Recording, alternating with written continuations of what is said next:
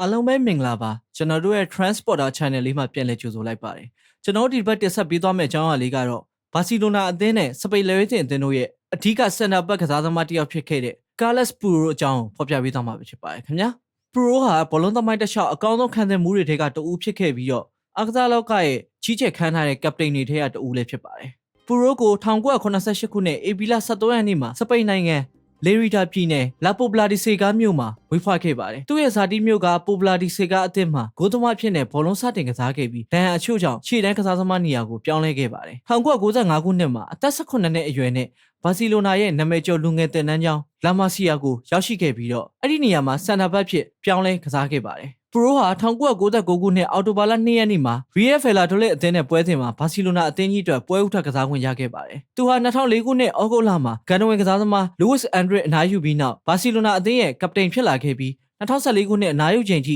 10နှစ်ကြာတာဝန်ယူခဲ့ပါတယ်။ပူရိုဟာအသင်းအတွက်စုစုပေါင်း993ပွဲကစားခဲ့ပြီး Lionel Messi, Xavi, Iniesta တို့ပါဝင်တဲ့ရွှေခေတ်ဘာစီလိုနာအသင်းရဲ့ခန်းစစ်ကျော်ယူဖြစ်ခဲ့ပါတယ်။သူ့ရဲ့ရဲရင်တဲ့ကစားဟန်နဲ့အာချိုးမတ်တက်နဲ့စတာမီနာကောင်းကောင်းကစားနိုင်ပြီးတော့ဥဆောင်နိုင်စွမ်းနဲ့စီကန်းလိုက်နာမှုစစ်စတန်ကြကြကစားနိုင်စွမ်းတို့ကြောင့်နာမည်ကြီးပြီးတော့အသင်းဖော်တွေနဲ့ပရိသတ်တွေကသူ့ကို Eddie Brown ငမန်းလို့ချစ်စနိုးနာမည်ပေးခဲ့ကြပါတယ်။သူ့ရဲ့အကြီးမားဆုံးဆုဖလားအောင်မြင်မှုတွေကတော့စပိန်လာလီဂါဖလား6ကြိမ် UEFA Champions League ဖလား3ကြိမ်နဲ့ပြည်တွင်းဖလားများကလပ်ကပဖလားများအပါအဝင်စုစုပေါင်းအဓိကဆုဖလား21လုံးကိုဘာစီလိုနာနဲ့အတူရရှိခဲ့ပါတယ်။နိုင်ငံတကာဘောလုံးသမားဘဝမှာတော့ပူရိုဟာစပိန်နိုင်ငံအသင်းအတွက်ပွဲပေါင်း100ကစားပေးခဲ့ပါတယ်။သူဟာစပိန်လက်ရွေးစင်အသင်းနဲ့အတူ2008ခုနှစ်ကယူရိုဖလားနဲ့2010ခုနှစ်မှာ FIFA World Cup ဖလားတို့ကိုစုခုနိုင်ခဲ့တဲ့အဓိကကစားသမားတူဖြစ်ခဲ့ပါတယ်။အထူးသဖြင့်2010ကမ္ဘာဖလားဆီမီဖိုင်နယ်မှာဂျာမနီကို1-0နဲ့အနိုင်ရစေခဲ့တဲ့အနိုင်ဂိုးကိုခေါင်းတိုက်သွင်းယူခဲ့ခြင်းဟာသူ့ရဲ့နိုင်ငံအသင်းအတွက်အမှတ်ရစရာအကောင်းဆုံးအခိုက်အတန့်တွေထဲကတစ်ခုဖြစ်ခဲ့ပါတယ်။ပူရိုဟာလက်ရှိမှာစပိန်မော်ဒယ်စာရေးဆရာနဲ့ယောဂပညာရှင်ကြီးတူဖြစ်တဲ့ Vanessa Lorenzo နဲ့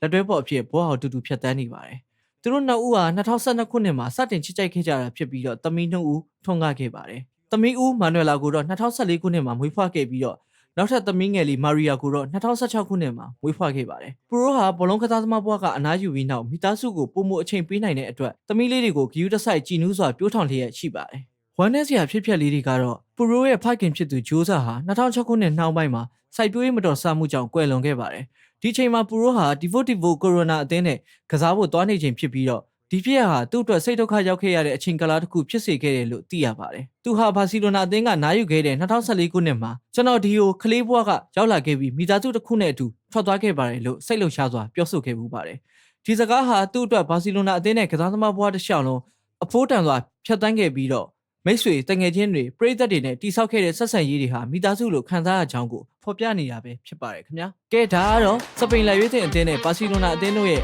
အဓိကစန်တာဘက်ခံစစ်ကြောရုပ်ဖြစ်တဲ့ပူရိုရဲ့အကြောင်းကိုကျွန်တော်တို့ရှာဖွေတွေ့ရှိသလောက်ဖော်ပြပေးသွားပါဖြစ်ပါတယ်ခင်ဗျာ။နောက်လာမယ့်အပတ်ဒီမှာရောဘေကစားသမားတွေရဲ့အကြောင်းကိုဖော်ပြပေးစေချင်တယ်။ကောမန့်မှာရေးပေးသွားခဲ့ကြပါဦး။အဆုံးထိကြည့်ရှုပေးလို့အားလုံးကိုကျေးဇူးတင်ပါတယ်။ကျွန်တော်တို့ရဲ့ Transporter Channel လေးကိုလည်း Like and Subscribe ပြုလုပ်ပေးခြင်းဖြင့်ကူညီအားပေးလို့ရပါတယ်